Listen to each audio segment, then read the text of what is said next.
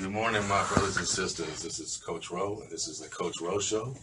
I got my man, Iggy from the Iggity Biggity in the house. Iggity Biggity, here we are. What's happening, my man? I have helped over 330 young men and women get scholarships to colleges and universities all over the country. Today's tip of the week for recruiting purposes is official visits. Official visits, all right. Every kid gets 5 official visits, which means that the school pays for it. They can fly them out. You can go to any school you want anytime on your own dime, but official visits where they pay for it is 5. You get 5 trips. So 5 different schools trip you out, and then another one comes and wants to trip you. You can't take that 6th trip. You can go on your own dime, but they won't pay for it. Also, they won't. They can't pay for your parents to go to the trip. So the parents can go though. But they have to, find out where, when and where you're going, and they'll get their own plane tickets, and they can go to the trip. Now, on these trips, you'll have a host, one of the players, probably somebody from San Diego, and then the coach will pick you up from the airport, and he will take you to the campus. They probably take you to a basketball game if basketball's in season then, and then they'll take you to eat. Then the next day, depending on your major, they take you to the academic advisor. So whatever subject you're going to major in, then they'll talk to you about what you need to take, the courses you're going to get, and what have you on that. So now on these trips, make sure you have some kind of upbringing. So if they offer you, the guy that's offering you the smoke and the drink and all that, they might be the ones going to be ratting on you. Yeah. Hey, this guy smoked like those are the ones you got to watch out for. Yeah. This guy drank like a fish, coach, man. This roster right here. Yeah, he's out of control, coach. So, he might play the same position as that kid. So, just be act like I said, you got some upbringing and just be on your P's and Q's there. Feel like a job interview. Exactly. The second day, they take a tour of the school. Like I said, academic advisor, the field, the uniforms, the whole school, and usually the third day, it's like a Friday, Saturday, Sunday. The third day, you have dinner with the head coach, and they'll probably, if they're offering you, they're going to tell you, hey, we want you here, we need you, we're going to offer you a scholarship. So obviously, you can't sign nothing there. You're not old enough, probably, and if your parents aren't there, just say, hey, thanks, coach, this is an incredible opportunity. Go home and talk to my parents. Get right back to you. Now, will all levels do this? Division 1, 2? Like, who can actually offer a trip? They can all offer a trip, but the smaller schools don't have the big budgets like the big schools do. So you probably have to get your own flight and everything. Right. They might make a deal with you. They say, hey, you fly out here. If you end up coming here, we'll reimburse you for your tickets. Okay. Or we'll put that money towards your scholarship. Okay. But the D1s and the 1AAs, mm-hmm. They have trips. They have 56 trips, 56 different kids that can trip out. Wow. That's bring to the school. But the smaller schools don't have that many trips. So they're going to make a deal with you. Okay. So you have to research the school. And if you didn't get a trip, it doesn't mean you're not going to get a scholarship. Yeah. A lot of guys that helped never got a letter, never got a trip or anything. Never took a trip, yeah. Exactly. So you just have to research the school. Hey, but you get an education. So I knew there was something shady when my JC didn't offer me a trip. Oh, man. For sure. They didn't take you to the wings and things? Or? They took me to Roscoe's. Oh, man. I had to pay for the whole team. Knew something was up. And so that's the skinny on the trips. They usually happen in December or early December or the whole month of January. Every weekend is a recruiting weekend, and the trips are just there. Every week, somebody's getting tripped out somewhere. And then before the sign day. Mm-hmm. And you can get a trip after the sign day as well, because they don't always get something always happens. People fall through the cracks. Now, speaking of trips, Coach Rowe Show Player of the Week is here today. Oh. My man, Micah Edwards from Lincoln High School. All right, Micah.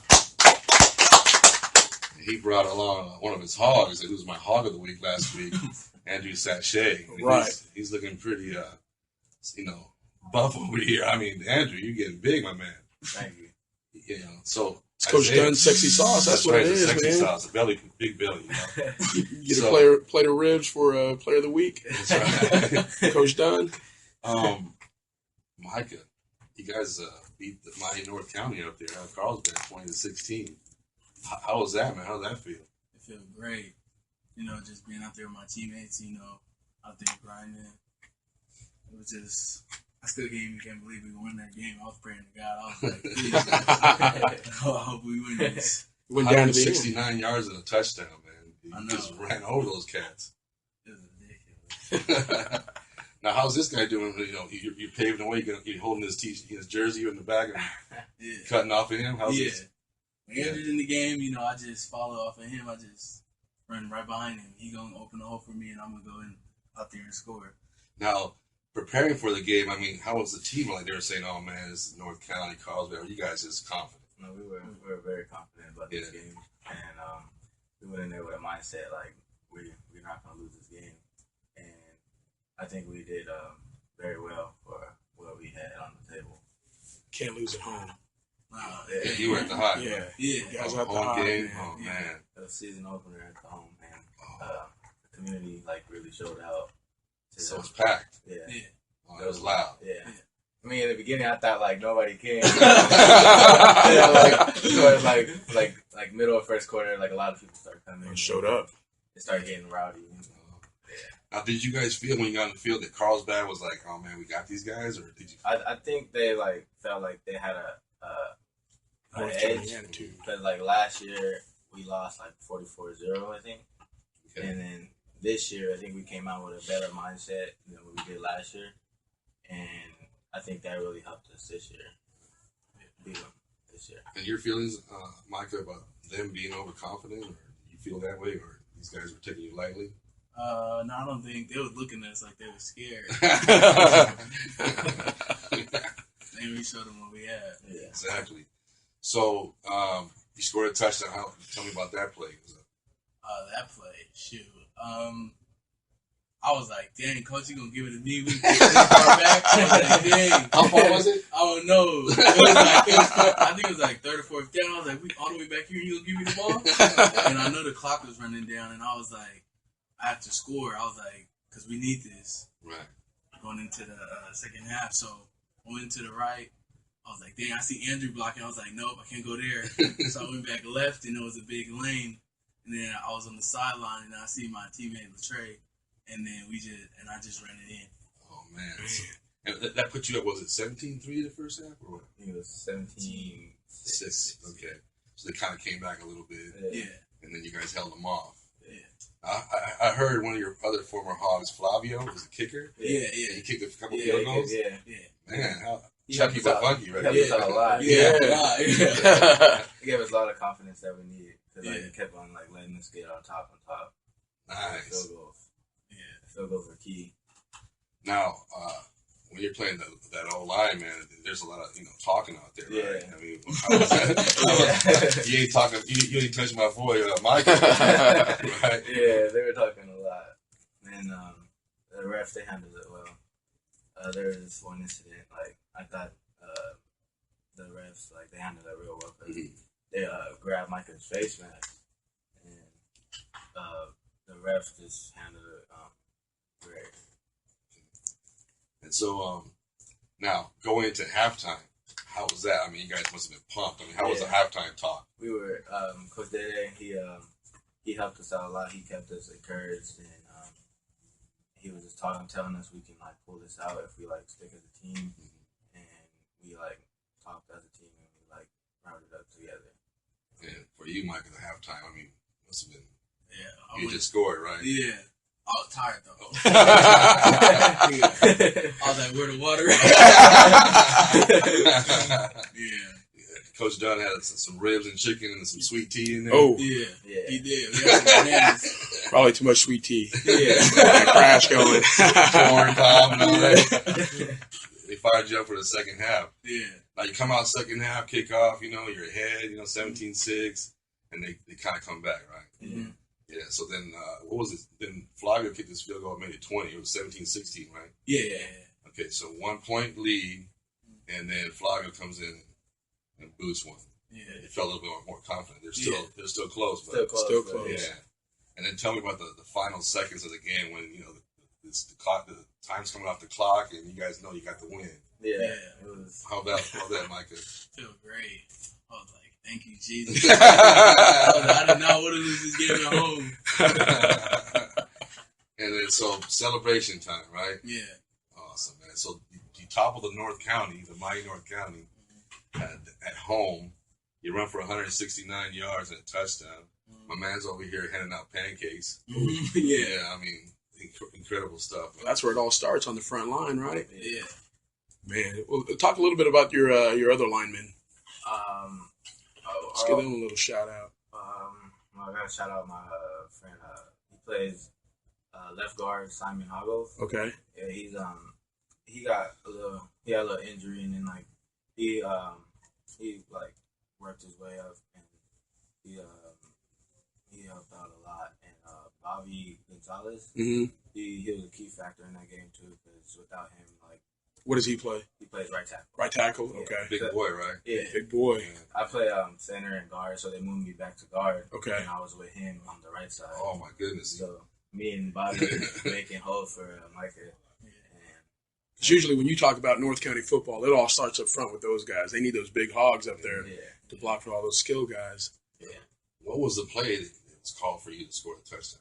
I think it was like a 22 trap. Oh. Yeah. Misdirection. Yeah. Okay. I went to the right and then I cut back left. They couldn't see me though. So I sprung free on the left side and scored. Oh man, 22 trap, man. I love trap plays. Yeah, you love the trap play. Traps and counters, man. So now after the game, you're in the locker room, the celebration. How was Coach Dunn's speech and his emotions? I don't know. It just felt real great. Like, just talking to us, he's like, "You guys pulled it out," and Papa Stutz was like, "Man, I was up there praying, man." Just gotta So believe in Papa Stutz yourself. kind of the priest of the Yeah. squad, right? Yeah. Oh man, that is incredible. Andrew, your thoughts about the celebration afterwards? I felt great. Like after that game, I still couldn't believe we pulled that out. Right. And like it felt like a movie kind of. We were like the underdogs, and then we came out with a W. And it felt Especially great. after last year. Yeah. It felt real good. And, like I couldn't even sleep the night after the game. Nice. I was just so excited. That is incredible. So who's up next, my man? Point Loma. Point Loma. Okay, so it's got to be a day game. At Point Loma, right? Yeah, 3. 3 o'clock on Saturday. Okay. Man. Well, that right there is Micah Edwards and his offensive lineman Andrew Sachet. Lincoln beats the mighty North County 20-16 on Friday. Micah rushed for 169 yards and a touchdown. Junior. He's a junior. 5'8", 195, solid. And he's our Coach Rowe Player of the Week from Lincoln High School, Micah Edwards. All right. Give it up for him. Congrats, guys. Good luck next week. Thanks. We'll be right back on KBLKradio.com. Still got 30 seconds, bro. Okay. We're going to have our next guest coming up soon, and it's a little surprise here for y'all. And he's also a big man, so we might have to knock this wall down here. One? Yeah. We're going to have 3 stacks in here. So we'll be right back, KBLKradio.com. Everybody give it up. All right, DJ. How's it going, everybody? All right, thanks for coming in, man. Morning. DJ, I know you remember me, man, from the camp. Oh, yeah. I Can't forget that. You never let him forget. Yeah, man. I mean, I know I'm Puerto Rican, man, but I stole his watch accidentally. I do remember that. He told me to hold it for him while he was giving instruction on the whole He line. didn't tell you to take it home. Yeah. I forgot about it. Yeah. I forgot about it. I was wondering why my pants were sagging so much. That thing was so heavy. Besides, I'm all gut, no butt. My pants fall down anyway. But it was falling down even further. And I reached down and I felt this big, giant apparatus. And how much was that worth? About $10. Man, hey, probably about $10. Oh, no. Man, flea market, man. We hop in over there. Man, and also that day, it was a Larry English camp. Yeah. Iggy was there.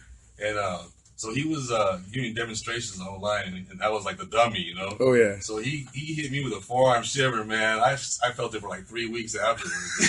Dang. He hit me so hard, my heart stopped. I was like, ugh. And I had to stand there and take it, man, because he was giving some great instruction. I don't know if you took it. I mean, you're a big guy too. So DJ means destroying the joint, right?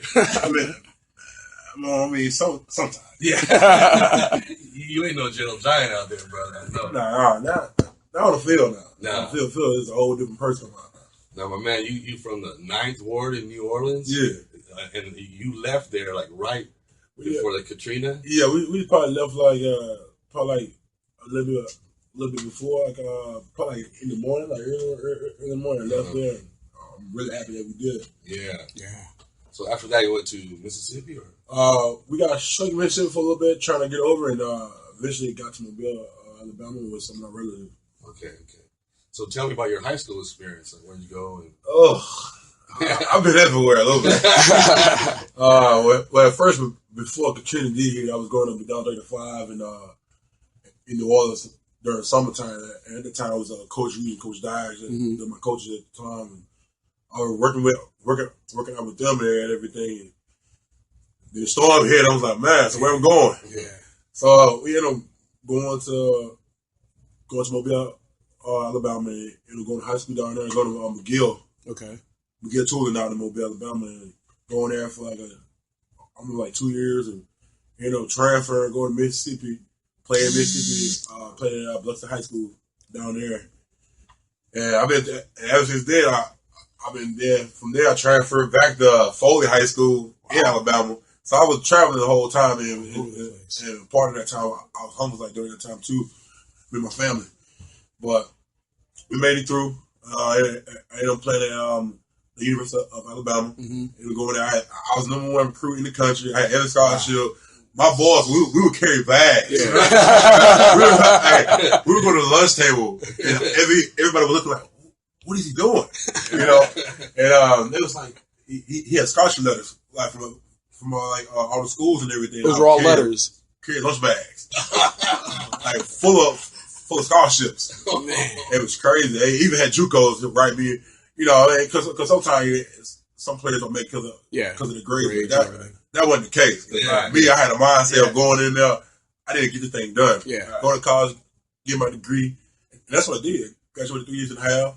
Wow. Got my degree. I was telling kids about the school, like marry school. Right. Be committed to it, and that's how. And what I mean by that is going in there asking questions. How can you help me here? If I got a weakness here in a certain subject, ask questions about it. Exactly. Because some of us not book smart, so some of us need a little bit of help. Ain't nothing wrong with asking. And nothing wrong with asking because if you don't ask, then you just gonna be like everybody else. So I asked. I want to know, how can I help? How can you help me? How can I be successful? And that was my mindset going to college. How good can I really be? Yeah. Besides just being a football player. Right. Everybody can be a football player. But see, the thing about me is I want to be great. Yeah. Because anybody can be good. Anybody can be good, but the person that want to be great as a player and as a student, they go a whole long way. And they put on like a higher standard. Yeah. It's all about a mindset. I was talking about mindset on Instagram, Twitter, everything. Because everything you wake up, you have to think about, like, I have to get better today. Right. No matter what it is. And that's how I approached college, and going to Alabama had that winning tradition. That made me even more hungry. Yeah. So you attacked your academics. You were shy away from it. That's it. I know people will go around obstacles, but I go through obstacles. You got to. Yeah. So the test, you were scared of the test, the SAT. Oh, I sat in the front. I sat in the front of the class. Come on with it. Bring it. That's how I felt about it. That's crazy. Awesome. So now, how many? You must have had like 50, 60, 100 offers, right? Yeah, I offered from USC, UCLA, Texas, Ohio State. I had Florida. I had every SEC school. I had almost the Pac-12. I had Penn State come out after me. I had a lot of colleges like after me. But when I committed to Alabama, it was like, at the time, Coach Schuler was there. And Coach Saban was at Miami. And I didn't know he was coming or not, so I was like, all right, if he's still there, I kept my commitment. I was the first player to commit, like in my class. And I was like, you know what? I'm going to stick with I'm gonna stick with it. I mean, even though you had other college LSU coming after me because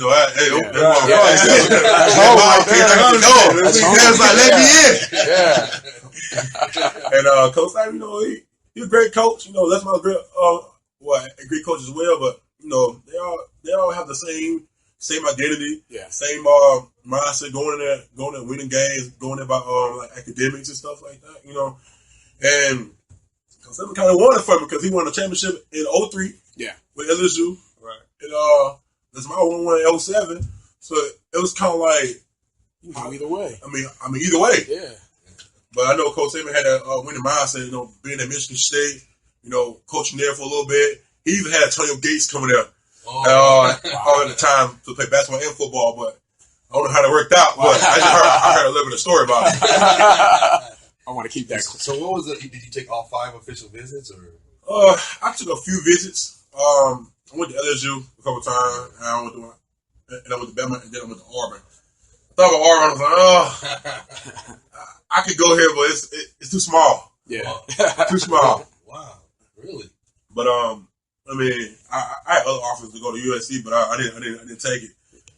So I ended up staying outside because I was kind of like, if I go far away from home, then nobody gonna see me play. Yeah. Right. So I was like, I'm close. I'm in Alabama. I can go ahead and play. My family close by. Yeah, they're close by. I was like, you know what? This might be home. Yeah. How does it feel to line up in a national championship game? I mean, for us who don't, very unsuccessful people here. Yeah. The only time I lined up for a national championship game was for tickets. That was it. I mean, we even that feeling of being all the lights and people. I mean, in a certain fashion, you gotta act like you've been there before. Yeah. That's what I mean. I went to 09 championship. I was redshirted during that time. The following year, it made my first start. Still got 3 rings on. Yeah. I'm still on the team. Still put in good work because everybody know it. Right. And then I playing in the championship game in 11-12. We won back-to-back championships. Wow. Played LSU. LSU beat us at home. My redshirt sophomore year, we ended up beating them in the championship. First time SEC school played another SEC school in the championship. It was crazy. They were charged up. But so you were a D lineman first. Yeah. And then you moved to the O line. Like you're in a championship game and you're going up against these monsters and you just handle these fools. They dominated. We were playing tackle at the point in time, playing on right tackle. Alabama. I mean, it was a task. Well, I mean, I'm talking against guys like Bakari Mingo, playing LSU. Right. You got Sam Montgomery, who with Houston, Texas. And then you had Brockers from the Rams. Wow. So I'm playing against first round draft picks right here. And we all going at it. And the thing about it is we all played together in high school. I played against Mingo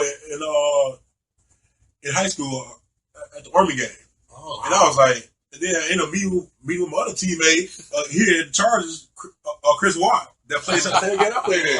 We all met each other again, But playing in that championship game, I go back to the championship game. I know everybody want to hear about it, but we had to go in there and make them quit. Yeah, that was our mindset. Go in there and make them quit. I mean, it was a good game, physical fight. I mean, they put up a good fight, but we had better talent.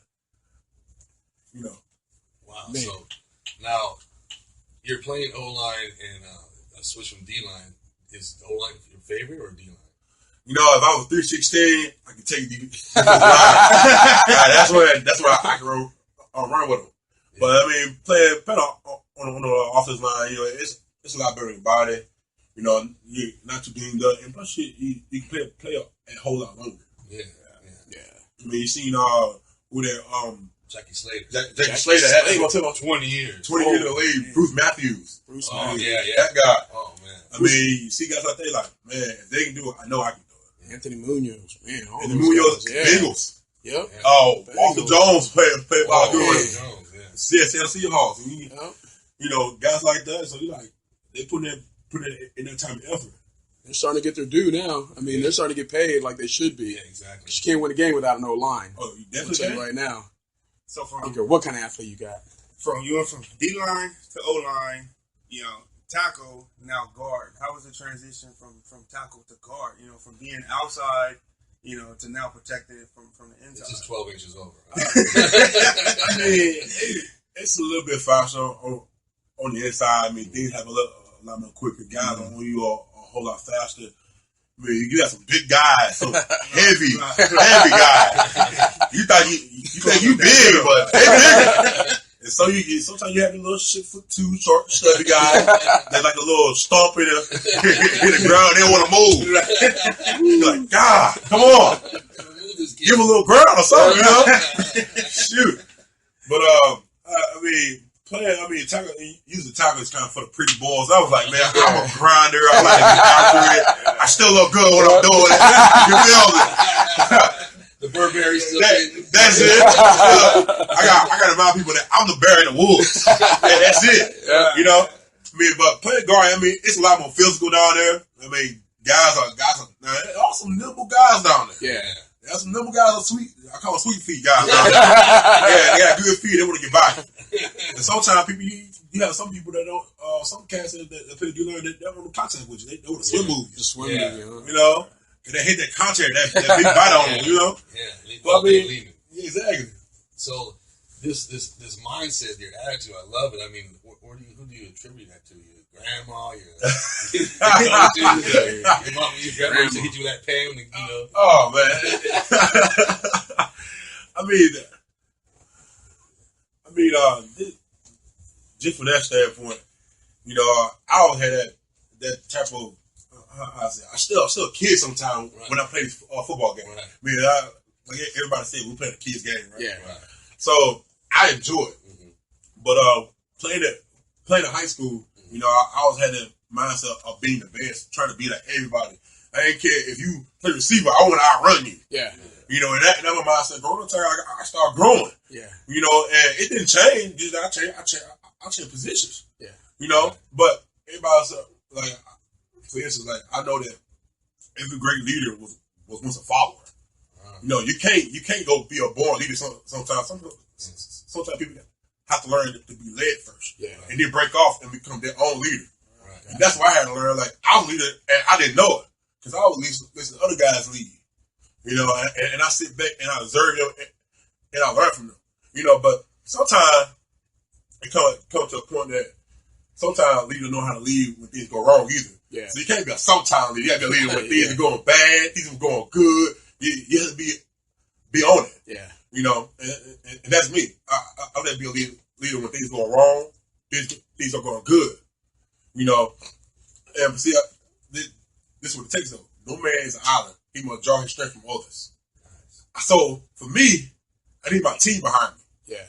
And so if I go into a street fight, they behind me. Yeah. That's my gang right there. They with me. Yeah. They got my back. Yep. So we see me, you see three. You know what I'm saying? I'm not by myself. I see you by yourself, though. I'm out of there. You ain't got to be nobody else. Just a low boy. See three. Yeah. See three, I'm on a plane, boy. Hey, you know what? I feel as though that if my team is willing to get everything he got from me, I'm going to do the same thing for him. That's why we go out there and put a long drive because everybody working together. You know, and we had that mindset of not being a nine. I always say, don't be the nine because I mean it. I mean, I'm going to go in there and give you everything I got. And plus, you're going to feel me. Yeah. I may lose a battle here and there.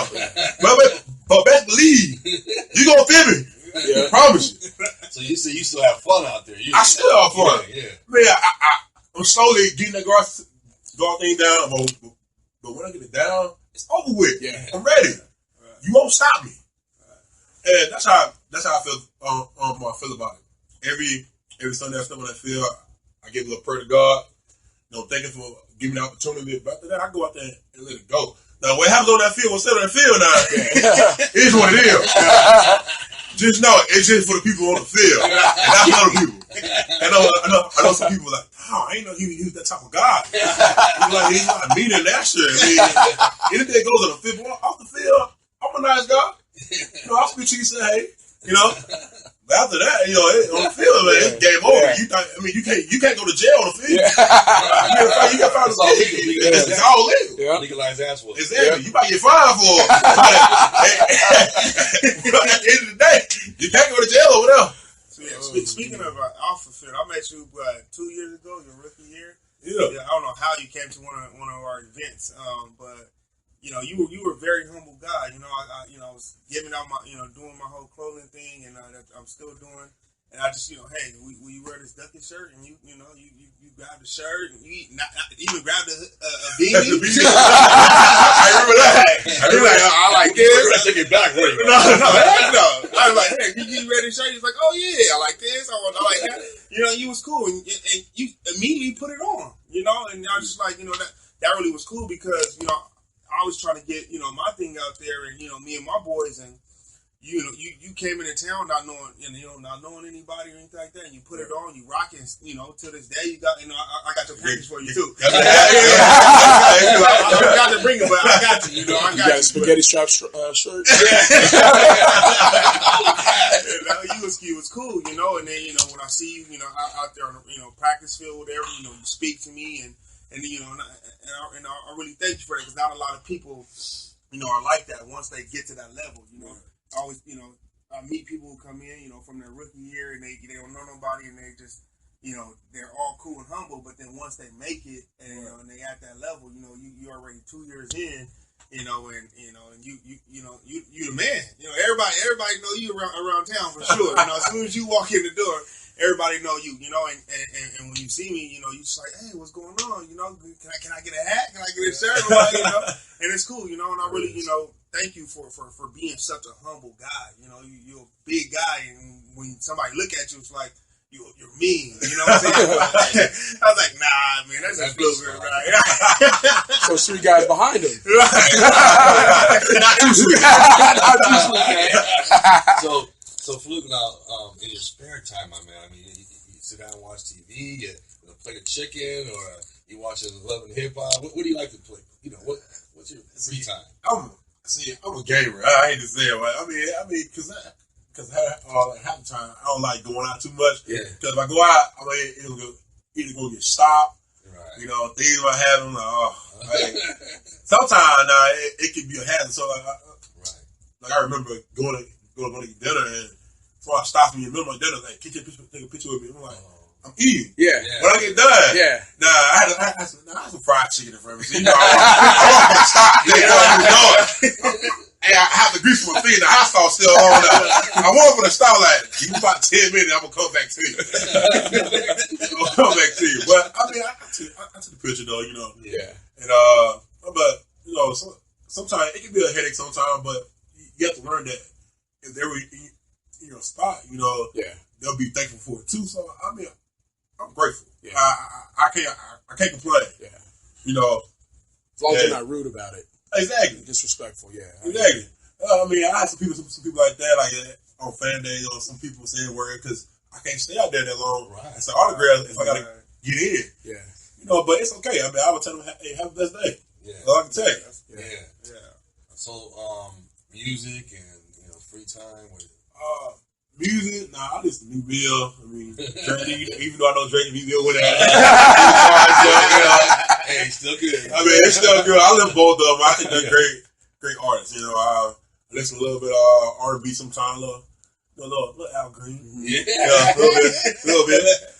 And, I listen to music sometimes. I'm in the community. I mean, when I'm free, I go to like an off day, like during the season, I go to the juvenile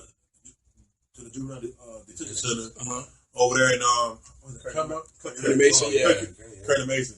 Wow, so I go there and see those kids like every off day on Tuesday, And I remember last year I bought the kids like pizza on New Year's, like. That's great. Went about the whole staff, from the kids to the staff on down. And I got a couple awards for it, gang awareness, and got an award from Dick Lewis. I know everybody know Dick Lewis. And everything, he set it up for me. And after that, we just took off. So you're not just out there whipping ass on the field; you're out there inspiring people in the community. Exactly. I mean, you gotta give kids hope. It's about going there and telling them, hey, no matter how hard it is, you can make it. Yeah, you can do it. Yeah. Because I tell kids like, hey, anybody can go out there and just say, it's too hard. I can't do it. But if you go in there every day and say, I can do it, look in the mirror and tell you that because you can do it, you're going to accomplish it. Mm-hmm. Yeah. So, like the tough times that you had, like the Katrina and the homelessness and moving here and there, that made you tougher, but you still had hope. You still had vision. Yeah, it's about having. You gotta have vision. If you don't have vision, you just lost. Mm-hmm. Right? You know, like faith without works, it's hopeless. Mm-hmm. You know, but I had people around me that were put in my circle to help me, like from the coaches, like helping me out, from the teachers staying after school with me to help me on my schoolwork, and I appreciate all of them because they're a part of me. You know, so when I go back to high schools, I go back to my coaches and see them. I'm like, thank you so much for giving a kid out of so many opportunities because some of us miss it. Yeah, because we too caught up with our friends doing the wrong thing instead of trying to do the right thing, and that's how we miss it. And they took the time with me for days, sitting me on the weekend, going to work. They found me a job to go work at to make money for my family. So I appreciate every little thing that I have, and I'm grateful for it. Man, now it's like, whoa, I got all this. Like, it still hasn't sunk in that, hey, you this guy, you're a ball player, you're NFL, you got business, but to me, I'm just DJ. Yeah, I'm still me. Yeah. You know, the money don't change nobody. It change the people around you. But for me, I'm not gonna check for nobody. I'm gonna stay the same person I've been, caring, giving. Somebody need help with, I'm gonna go help them out. You know, and that's me. Man, that's great. So now on Sunday, you're in the huddle. What is the favorite play that they call? They call a play. You go, oh man, this is it. It's on. If we can get a one-on-one block all day with one person, I'll take it. I know I'm gonna do my job done. Running to the right, I'm telling you all day, we got it done. Nice, done deal. Any play with a one-on-one. Any play one-on-one, I'm ready. That's how I feel about it. Either play. So that's your advice to any old lineman, like any old lineman. Take it head on. Like the Bible says, Psalm 27 says, the Lord is my life, whom shall I fear? I fear no man. No man on that field can't stop me. Right. Only one person can stop me is me. You know what I'm saying? But at the same time, I don't want to fear. I fear nobody on that field. I don't care who it is in front of me. Right. You can't stop my job. Stop my drive. Right. And that's how I see it. Well, man, that is awesome. These kids, you got to hear this, man. This is good stuff. So, you were, first round draft pick. Like, how was that feeling? You know, to get that phone call, to be, to. Did you go to New York? Yeah, I kind of fought it. I ain't gonna lie to you. I didn't want to go. I'll be honest with you. I didn't want to go.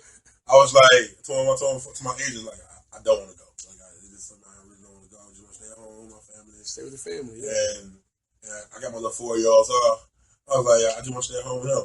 I don't want to go. He's like, come on, you gotta go. It's a great chance. And I looked at myself like, I play right tackle. Yeah. Come on. All right, come on. I don't play left tackle, but I can play it all. I don't play different positions. Like, it's not hard. Because it's about what if they need me to do, I'm gonna go do it. Yeah. Right. You told me that if I can go jump off of a cliff and lay on the other side and I'm gonna live, I'm gonna go do it. Yeah. I'll be okay. Daredevil. I'll take the risk. But at the same time, going there, I was like, I ain't no going though. Yeah. But the hard part after that was getting my mom to go. And she was struggling with it, so she didn't want to go. She had been on the plane a long time. Oh, wow. So she was struggling. Yeah. So we had to get it right. We had to tell her, look, your baby is gonna be on TV. You have to go. And she was going. I had to have a great time meeting like all the players that were going to be drafted. And it was a fun experience for me. I even met up with Shannon Richardson. I played against him in college too. He was in Missouri. Met those guys and kind of took off from there. I just felt comfortable. Just fell into it. Just after the draft day, went on that phone call. I was like, I see my teammate go. I see my boy D. Milner go. The Jets. He's going in front of me. I see Ted Warmack. I said, man, they ain't gonna call, man. I told her, man, I'm not gonna go nowhere. I said, man, I'm gonna be right here. Maybe a 3rd round guy. I don't know, second round. Yeah. But then I get a phone call. I'm like, phone call. I thought I see my phone ring, Yeah. And I'm like, And I'm like, who is this? Like, some girl calling me or something. I like, How to Armand get my number? Let me change my number later on. But in reality, it was a coach calling me, and I'm looking like, oh, so this number hit on 2 phones. Oh, wow. Now my phone, my agent phone too. So I was like, okay. Then I see the big phone ringing up. I said, something going on. And I answered the phone, like, hey, you gonna be San Diego Chargers? Like, I was like, San Diego, like, what is San Diego? Honestly, I can tell you, I really didn't know, because I mean, down south, we stick around the south. We think about California, we think about Compton or going into the big area or something like that. But I was like, San Diego, like, man, San Diego Chargers, what is that? It's San Diego. You know, and everyone was like, wait, because we all had rolls up like San Diego, like, everybody looked like, no, it's California. Oh shoot, San Diego. Everyone was happy. Then they got sad. He was like, too far away from home. And your mom said, "Where's San Diego?" Yeah, San Diego. Shocking, man. I started laughing. I was like, "Bro, I see California." But we got to drive now, Mom. I know you ain't flying. Get the U-Haul. That was funny. But we ended up having a great time that night. Flying to San Diego the very next morning after a long night of fun. And your mom went on that flight too? No, she went home. She went home. She just told her she can't come yet. Shoot. I need a week at least. I gotta recover before you come, man. At least. Get settled. Shoot. But we had a good time. Ended up meeting the coaches there. And after that, we took off from there. Was there any other teams that were calling before that, or they? A lot of kids, a whole lot of teams were interested. Yes. But nobody knew where I was going. I thought I was gonna be like a 25th pick, maybe at the bottom, maybe be a Raven or a Saint somewhere. Yeah. That's a team that would call me kind of interested. Yeah. So I'm thinking I was gonna follow them, but ended up going to Chargers. I guess after that pro day we put on at Bama, me and Chance, Chance Warman to play for the Titans now. Yeah. It was a slugfest, to tell you that. So I know that you fear no man, but which one of these, NFL D tackles are tough for you? I haven't really gone against anybody like give me really too much trouble yet. Okay. Good for Philip Rivers. Yeah. During the season, now, the big test is probably like next week, and see how it goes. I play against what's his name, Haloti. Oh, okay. Haloti. He's big. Yeah, he's a big boy. Yeah, man. Yeah. You can look him in the eyes, right? You get that one-on-one action. Well, we'll get at it though. Yeah. He's a good guy though. He's one of our clients too. For my agent. So he's a good guy though. Should be fun. Long as don't do nothing crazy. Yeah. So our man Tyrell Williams was here last week, and he had a big play last week. He had that 63-yard little hitch to go, huh? Yeah, he did a great job. He's fast. I call him LJ Johnson. He got long strides. We had him in here last week as well. He came in here and did his thing. He came in. I asked him what's he done. I ain't gonna lie. Me and Coach Iggy, our team is the 49ers. So here we go. Hey. But I was driving on a 15 freeway and I saw this thing on the side of the road. I looked at it, it was a 49er hat. I had to pull over so Yeah, I did. I hopped out into oncoming traffic to go pick that hat up. It's brand new. You brave. You brave soul. I was definitely rooting for you, guys, but here comes the moment of truth. Here it comes. I was definitely, I was rooting for you guys. I wanted you guys to do good individually, but this was my team. I understand that. Okay. It was my team. So what was your team when you were coming out with? When I grew up, I was a Saints fan. That's when I grew up. Louisiana. But right now I'm a Chargers fan. I'm a Chargers fan now.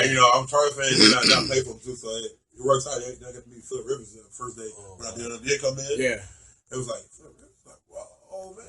You a big dude. I haven't seen a quarterback that size. And I was like, whoa, he's huge. 6'5". He's kind of got your same attitude. He don't back down from nobody. He chippy. Yeah. Oh yeah, he'll get after you. Yeah, he'll go out. Yeah. I'm like, he was talking trash to Mario Williams. I was like, oh gosh, come on, Phil. I gotta block that guy next play. So if he hurts his arm, you can probably line him up at right tackle or something.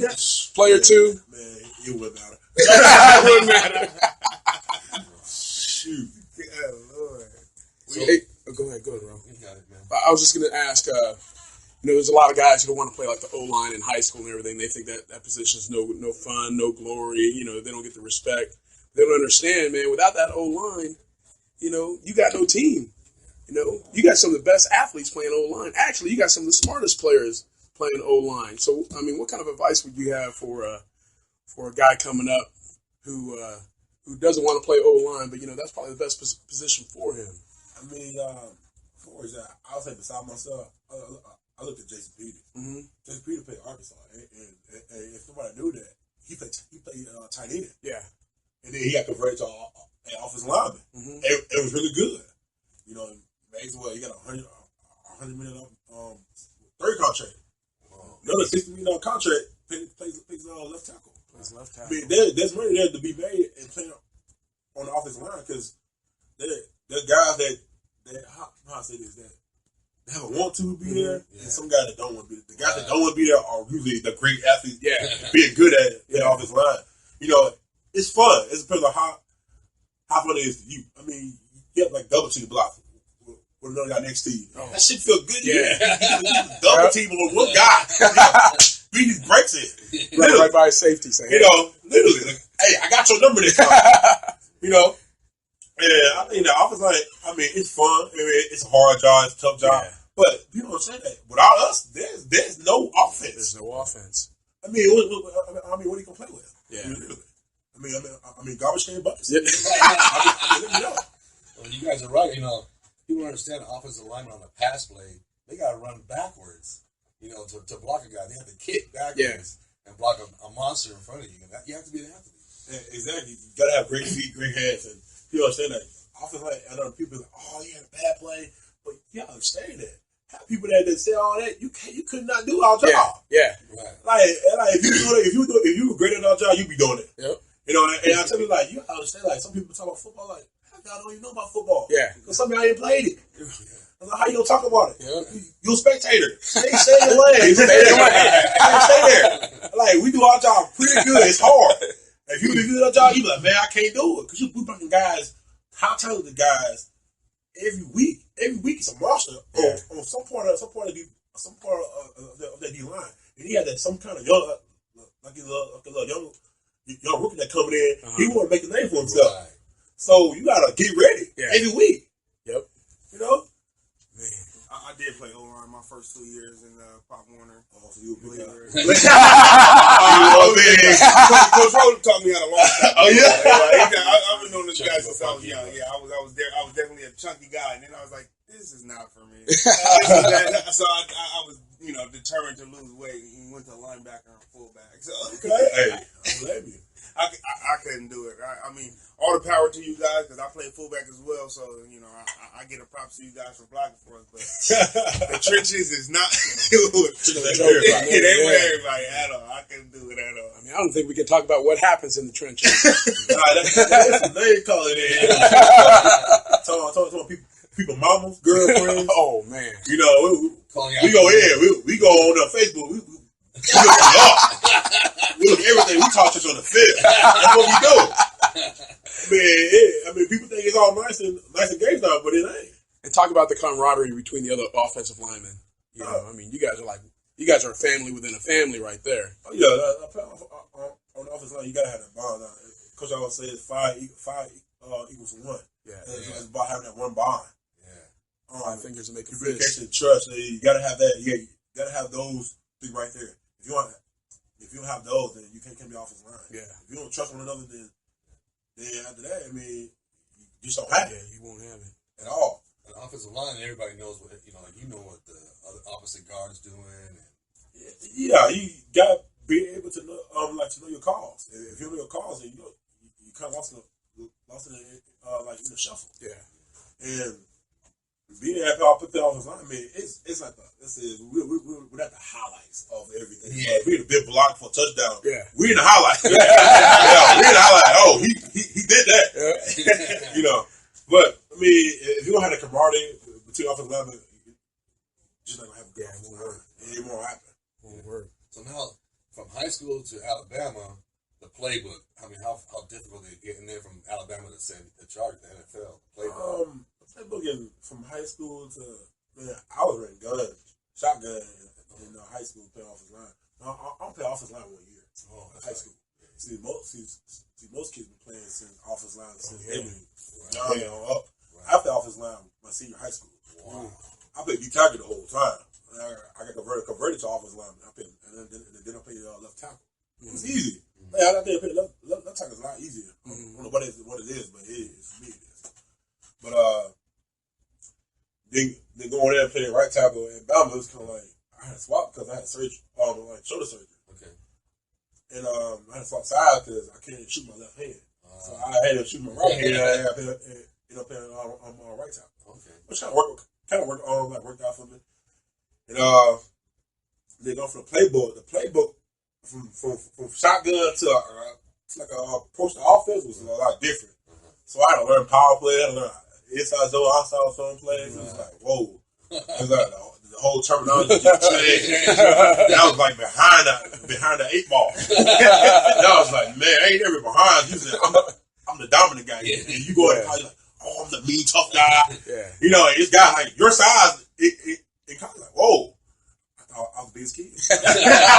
I'm 18 years old, looking like, man, these dudes are huge. And I gotta find a way to fit in. Yeah. Like, now we all equal now. Shoot. Players feel equal now. Dang, I gotta figure out a way to get better or something. Because as a freshman, you just work hard. You trying to go in there and make the name stuff. Yeah. Not some veterans around, you know, and it didn't happen for it. Freshman, it didn't really happen too much. And then finally, I got a little bit stronger. I got a little more leader, got a little more faster, and it happened. I started dominating. Something just clicked, huh? Just clicked. And then I started getting into the playbook, you know. Started getting into the playbook, and after that, everything was easy. Yeah. Then it comes from that, from playing from the SEC ball, and playing inside the NFL, it was like a one-step difference. Wow. And the only reason why, because this playbook is the same playbook as ours in college. Oh. Alabama grew a post offense, so and so the Chargers. So we got power plays, the same thing. Yeah. And it worked out for terminology. Different terminology. Only thing about it is that our protections are a little bit different. Mm-hmm. But that it was the same. Wow. Dang, man. All right. So when you're in training camp, like how much do they put on you? I mean, like, hey, this week we're going to do 10 new plays, or is it like how's that work? You have meetings and. I mean, we can do plays like every week, you know. Something that somebody wants to try out, you know what I mean? It's kind of things like that. Yeah. You know. So you have meetings and you go in there and, hey, this week we're going to do this. Yeah, pretty much. The scouting is incredible, huh? It is. They know everything about everybody. They watch everything you do. And what kind of advice would you have for a young offensive lineman coming up, you know, trying to get into college? Like, what kind of things do you tell them to work on? What, you know, weight room, footwork, things like that, attitude? I always say football always take care of itself. Mm-hmm. My main focus is telling a young kid right now in this day and age is to stay on top of schoolwork and grades first. And then we can go to football. Yeah. Because I was God, family, and football. You know, if I over the category, you got to put God first in everything you do. And have him worry about schoolwork first, then working out. Now, more like running, staying in shape, doing jump rolls, ladder drill, boxing helps out for your head weight, footwork, you know, doing little bag drills to get better, and that's how you become a great offensive lineman. It's a technique driven position. Yeah, it's what it is. Did you play any other sport in high school? I played basketball. Basketball. I ran a track. I ran a 200. 200. I died. But I ran it. Hey, we ain't never run 200 anything. I ran 200. Man. But I died though. Wow. I got tired watching the 200 read. Shoot. All right, that's when I was like 305. Wow. I can run. Come on, 200. Because my mom played. She played basketball too. She didn't go pro, but she don't play. She was like a sprinter. Okay. Yeah. So shot put. You didn't do any shot put? I did. I did shot put too. I won state 3 years in a row. By the way. Yeah. Because you ran track, that's where that was your pro day. You ran a 5.2, right? 5.1. 5.1. Yeah. Trying to cheat him? Man. That's moving for a whole lot. Right, That's 300 pounds. Yeah, you don't need 3 people behind you. 5'1" coming that running. Where do they train you at? Because everybody trains before the combine. I was training down in what was that? Marietta? In Georgia? I was in Georgia training. Oh, wow. Okay. Was it inside? I was inside. In the indoor, it was cold every morning. God, that indoor was cold. Man, I said, man, turn the heat on. He said, you'll be okay. You'll be all right. We out there in the heat. Remember Kubla. Yeah, he played for Evan Kubla. He played for the Panthers now. Play guard. He was like, man, it's so cold. we were like, bro, look, let's one more right by each other so we can get that body heat going. Body heat, bro. Get that body heat going. They share the body heat. Hey, man, I'm trying to tell you. Those some hard days. But when it got hot for real. Stay away from me now. It's a big facility. Yeah, it's pretty huge though. Really facility, but it was super cold that day. Especially like working out during January, February. It was cold. Especially down south during that time because it don't warm up until March. Oh yeah. So now, when you came to San Diego first, you started seeing the sights and everything, like the beaches and everything. Like, whoa, how different was that from the swamps of LSU and Louisiana? It was okay, no alligators. Oh man, that's true. Y'all have sharks though. Yeah.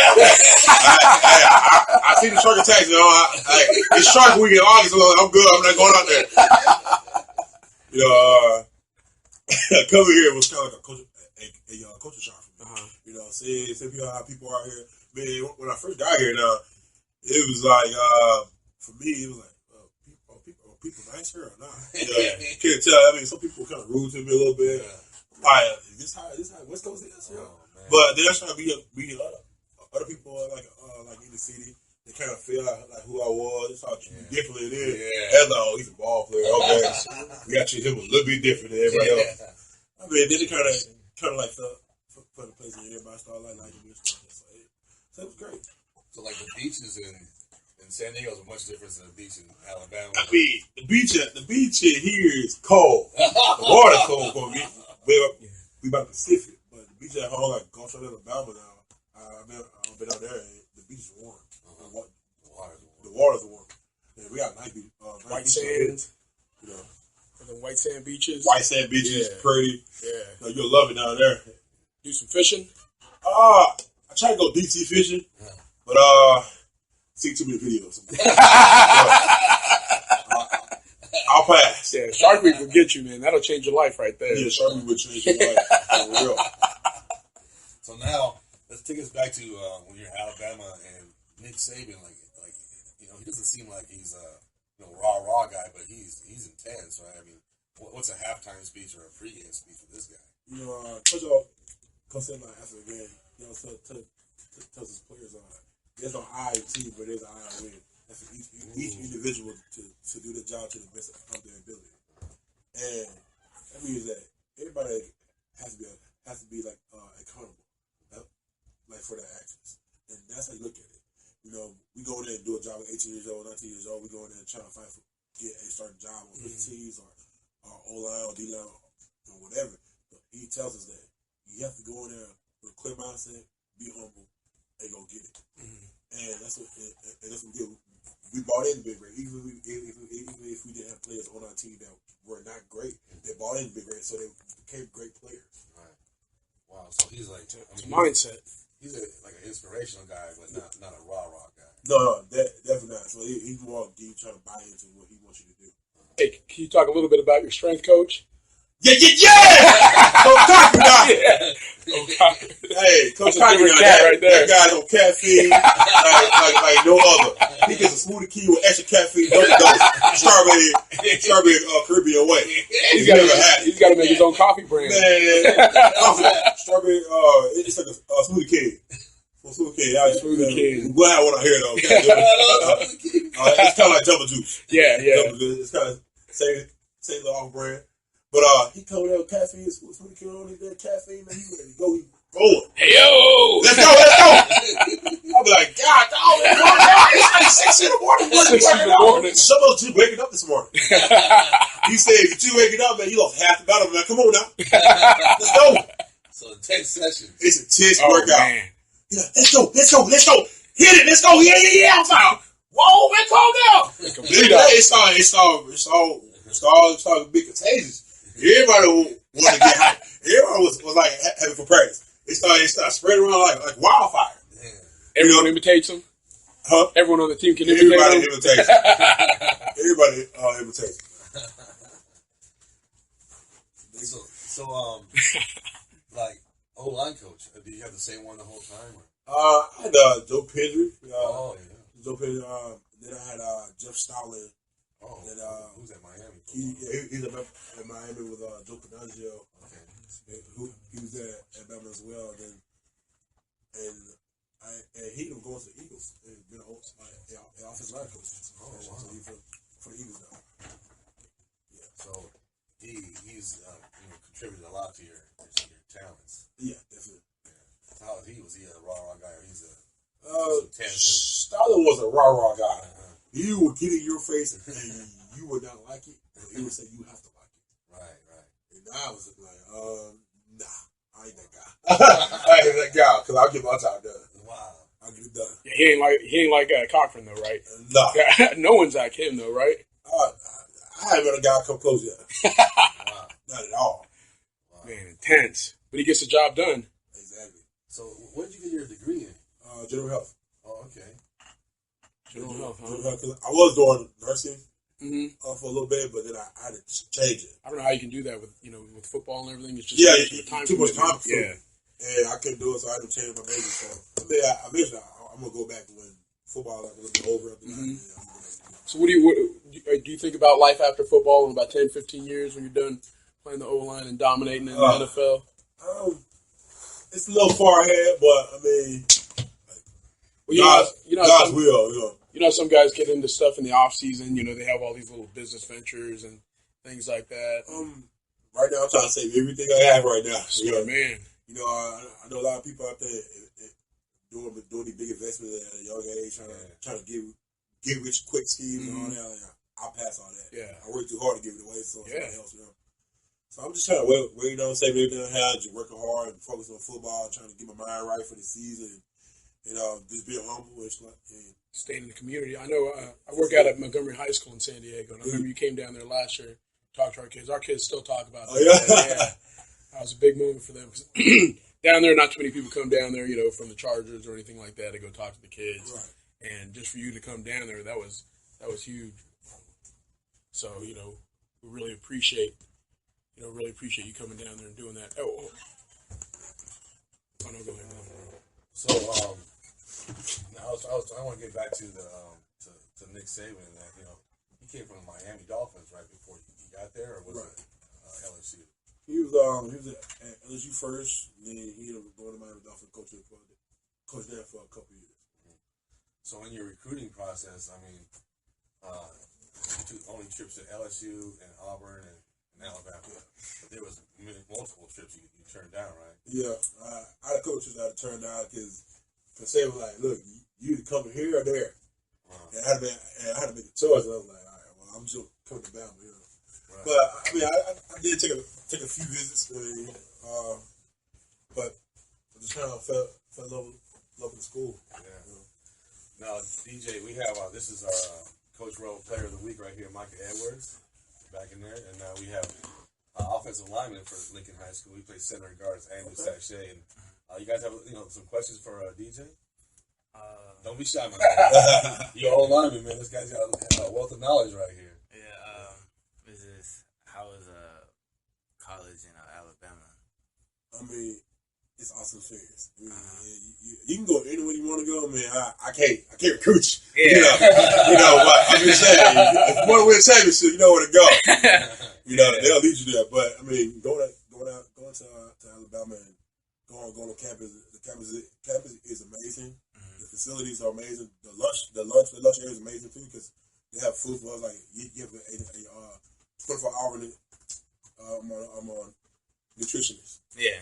She's always texting you, calling your phone, checking on you, seeing if you're okay and everything like that. Yeah, because people were telling me like a lot, like they take good care of the people who go to Alabama. Yeah, your players they take care of every athlete on campus. Mm-hmm. I mean, from the coaches on down. I mean, even though they're athletes no more, but they take care of everybody. Yeah. But you'll love it. If you went there for a visit, you enjoy it. You have a good time out there. Knowing the coaches, knowing the fans. The biggest thing about Alabama is the student fan base. Mm-hmm. You see your campus man speak to you, they call you by name. And they don't even have to know who you are, but they call you by name. Hey, what's up, DJ? Out of the blue. You be like, oh, how you know me? But you gotta think about it. We all play football, so how can you not? But if you go there, you'll love. You have a great time. The academic things, the academic process is great too. So you'll graduate on time. Trust me. Right. You graduate like 3.5 years.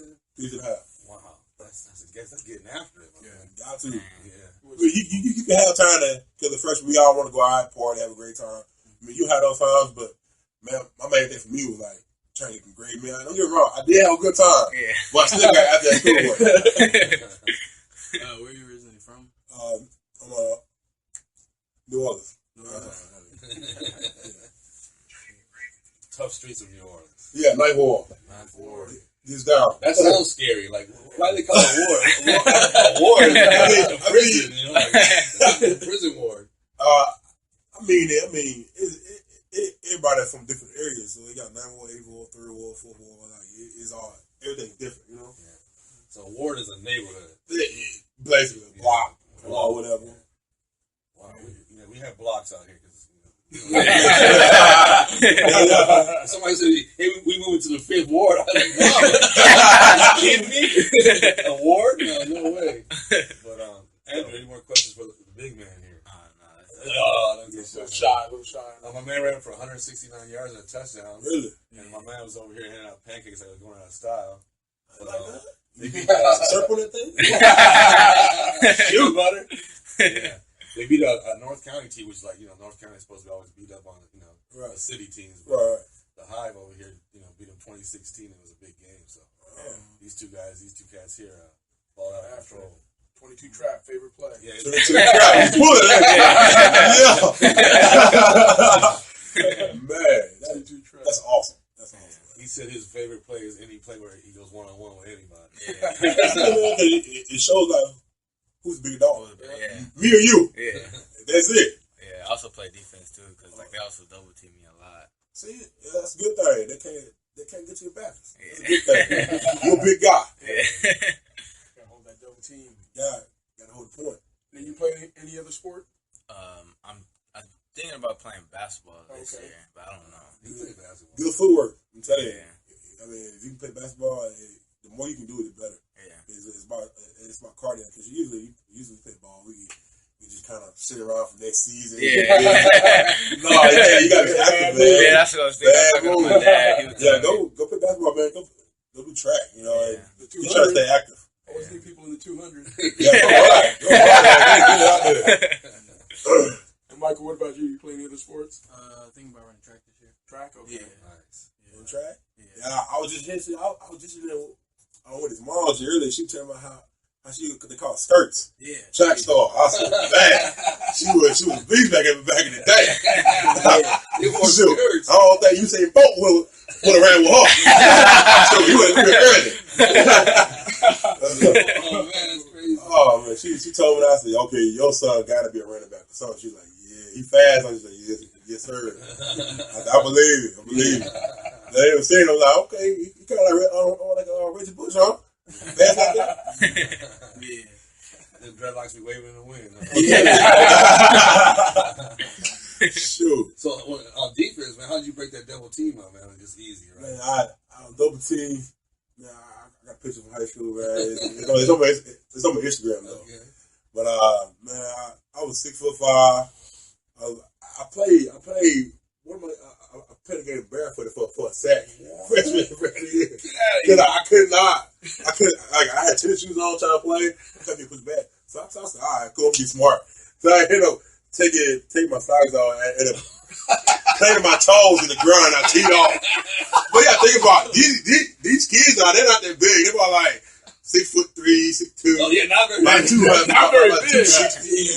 You know, 260 pounds, I'm like, I got this. I was just pushing around. Then I finally got cleats around week 3 or whatever. And week 3 got cleats. Got cleats. And man, how does that? Cleats feel awesome. That's when everything changed my life. I'm sorry, I can move real now. Cleats. Yeah. Get your grief, man. What size is them puppies? What's our 20? What? Yeah. They say the guy with big shoes. Right? They got big socks, man. Big shoes. Just like how we. Keep the ladies out there. Yeah. Y'all woke up right now. Oh man. So you got your son out here? He's actually at Belmore right now. Oh, he is. Okay. He's down there with his mom and everything. Nice. Yeah. He's like what, 5 or? He's like 4. 4. He was just here about 2 weeks ago. How's he like out here? He loves it. He want to go to Disneyland all the time. Disneyland, I'm like, Disneyland, I said, it's like 2 hours away, man. Come on. I said, we can go to Legoland. Cheese. That's his spot down in St. Nicholas, Dave Buster, because he go there and play the game all day. I sit there like, man, I'm going to sleep right here. Move it. Get a bigger workout chasing him around that place. Well, I have to taste it too far. I mean, he kind of went game by game. Shoot. Is football the only sport you played?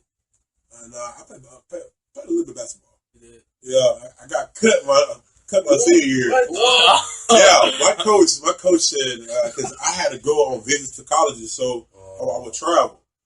And we had games. We had, 2 games during the week, and I'll miss one of them. But I was like, coach, like, you knew I told him ahead of time, like, you know that I have a job to do. I have to go to college, to take these visits. And he got mad. And he was like, well, you're not on the team. So I went and fought that. I told my coach, or my football coach, and I talked to the principal, like, he can't keep on the team because I ain't doing nothing wrong. And so I ended up staying on the team, but I didn't really get to a playing time. But then I did, so I was like, okay. So were you a point guard or? I was actually power forward for a minute. Because Julio Jones, me and Julio Jones played together. He was center, and I was the power forward. I was like, well, Julio had more hops than me, so I feel it. I never forget. I had shoulder surgery or whatever. Going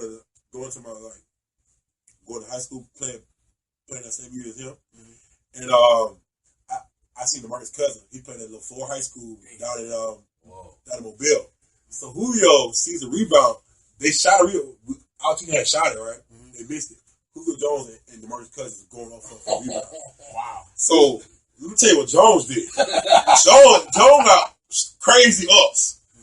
He takes the ball out of his hand, cocks it back on top of him, and booms on top. Booming it around. I was like, oh my God. Everybody left the gym. Nobody knew he could jump that high. I'm talking about literally everybody left the gym. It took about 20 or 30 minutes for everybody to get back in the gym because nobody ever seen it before. It's crazy. So you 3 cats on the same court? Same court. One time.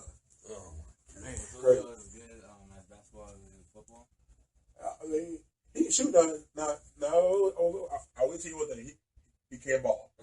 He can ball on that court now. So your job was rebounds and I was rebounding. I mean, I get the little crash off the glass. I ain't too fancy. I'm not saying they check the free throw level. So I can make my free throws. Free throws and shot. Free throws. Oh, so when you off season, is basketball your hobby? I mean, I take a little hoop extension every now and then. I play a little business league basketball. It's okay. Because I know I follow you on Snapchat. I got you know, you know, so I know I know you got you a little watch collection and stuff too. So, what is your hobby? I mean, I got a brand now. I'm in a brand too. DVD, like Don't Be Denied. I got little Warrior watches there. So the plug, man. That's it. What can you find? I mean, a guy with a low budget that I have, where can he find his watches? I mean, you can go to the jewelry store downtown. I can't get labeled because I'm obviously I'm not the only one that's doing it for me. Doing it because I'm fucking with football, so I can't take it every little. I know exactly. Yeah. So he shared it with me on Snapchat. So I'll get you the information and I'll help you push these watches out, man. Oh, I'm a marketing director over here. Okay. I do a lot of that marketing director. I'm a watch fiend too, so I need to go pick that up. Okay. You're affordable though. We need to get in the gym to wear that. That's nice. We gotta get in the weight room. We gotta get in the weight room to wear that thing like your last watch. No. Well, we have like Warrior watches. We got like exclusive watches like for people because the whole thing is about being a business warrior. So like today, I'm a radio warrior because I'm on a talk show. Talking about football and everything. You know what I mean? So it's about being a dad warrior, mom warrior. Because every day we are warrior at something. That's how I look at it. It's about having that mindset. Well, DJ, man, I really appreciate you coming out here. It was incredible talking to you. Amazing. And I have my guys from Lincoln over here, Micah Edwards, our player of the week. Make sure you follow him. Oh, yeah. And, my man Harvey Boy, 45 Iggy. This is the Coach Bro Show on KBLKradio.com. See you next week. All right. Man, that was great, man. That was great.